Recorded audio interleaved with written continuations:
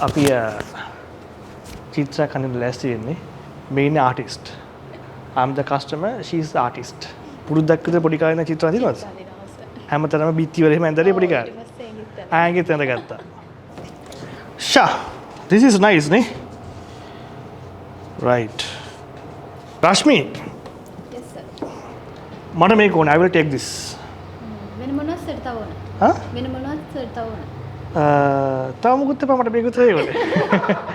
මේ වෙන මොනවද කියලා අහන්නේ කොහොමද? වෙන මොනවද? What else? වෙන මොනවද කියන what else?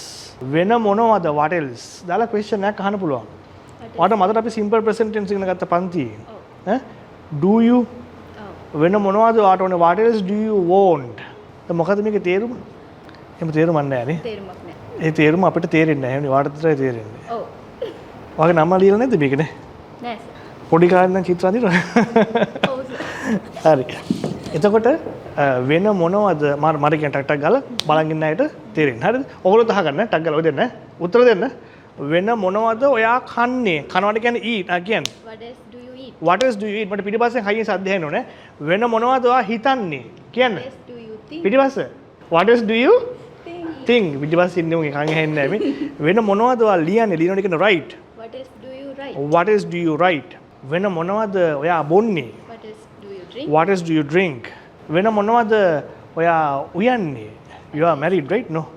No. දැන් මැරි කරපු දවසක දැන් ඔයාගේ හස්බන්ඩ් ඇවිල්ලා අහනවා වෙන මොනවද ඔයා හදන්නේ? හදවට කියන්නේ මේක් නේ. වෙන මොනවද ඔයා හදන්නේ? What else do you make? වෙන මොනවද ඔයා කැමති? What else do you like? වෙන මොනවද ඔයා ගන්නෙ? මගෙන් අහන්න. What else do you Buy. Buy. What else do you buy?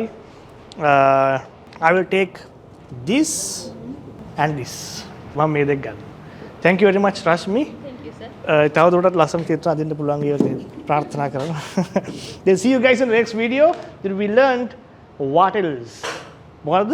What else? What else?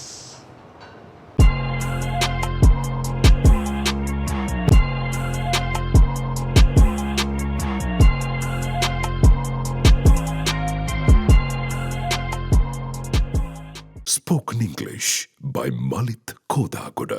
Sampradayika Ingrisi ඉගැන්වීම් කලාවෙන් ඔබට